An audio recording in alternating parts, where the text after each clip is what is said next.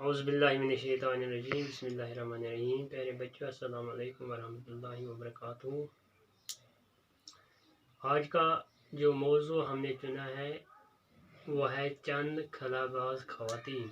जैसे कि आपको मालूम है कि हमारा जो ये क्लास है ये 8वीं जमात का क्लास है। तो जो मज़मून हम पढ़ा रहे हैं ये उर्दू का मज़मून है। तो मौजू जो हमने आज चुना है वो चंद खलाबाज ख़वातीन। इसमें से मैंने सबसे पहले यहाँ इस बोर्ड पे कुछ अल्फाज, जो मुश्किल अल्फाज मैंने तहरीर किए हैं, उनमें से एक परवाज़, उड़ान, ज़राया, ज़रिया की जमा, कायनात, खला जिसमें ज़मीन समेत बेशुमार सितारे और सियारे हैं, सयारा गर्दिश करने वाला सितारा, हदूद हद की जमा, आलात आला की जमा, औज़ार। तो जब हम ये सबक पढ़ते हैं तो हमें मालूम होता है कि जो ये कायनात है ये कितनी वसी है, कायनात कितनी बहुत बड़ी है, अल्लाह ताला ने बनाई है।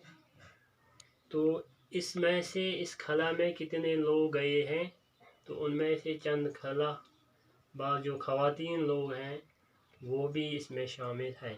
उन्हीं के मुतालिक हम पढ़ने जा रहे हैं।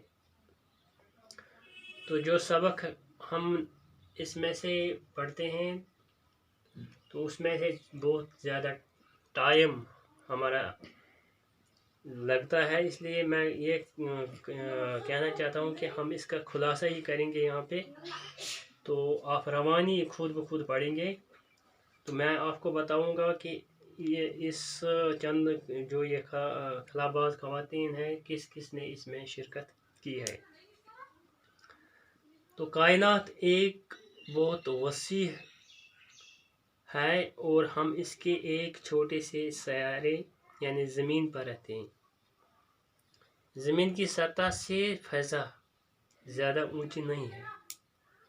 हमें सतह से 60 किलोमीटर ऊपर तक मुनासिब मिक़दार में हवा मिलती है, लेकिन 300 किलोमीटर ऊपर जाने के बाद हवा की हद ख़त्म हो जाती है। वहाँ से आगे एक न ख़त्म होने वाला खला है। खला न तो आवाज़ है, खला में न तो आवाज़ है, न पानी है और न रोशनी है। खला में जाने के लिए सबसे पहले रूस ने कोशिश की और 4 अक्टूबर 1957 ईस्वी को उसने अपना खलाई जहाज़ स्पुतनिक अव्वल खला में भेजा। इसके बाद दूसरे खलाई जहाज़ के ज़रिए रूस ने लाइका नाम की एक कुतिया खला में भेजी। उसके बाद अमेरिका ने भी बारी बारी 2 कुत्ते और फिर 2 बंदर भेजे। इसके बाद दुनिया का पहला इंसान था, रूसी बाशिंदा था वो, इसका नाम था गागारिन, खलाई जहाज़ में खला में गया, गागारिन उसका नाम था। और वो 12 अप्रैल 1961 ईस्वी को उसने ज़मीन के गिर्द एक चक्कर लगाया।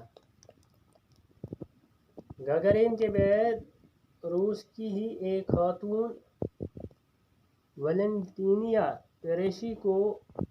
तेरेशिकोवा जून 1963 ईस्वी में खला में गई। वहाँ वो 5 दिन तक रही और ज़मीन के गिर्द 18 चक्कर लगाने के बाद वापस ज़मीन पर आई।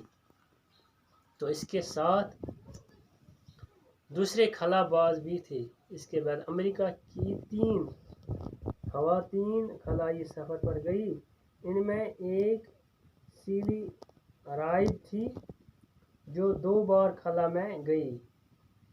दूसरी खातून कीती सिलीवान थी और अमेरिका की तीसरी खातून जो खला में गई उसका नाम जोटन रेंजिंग था।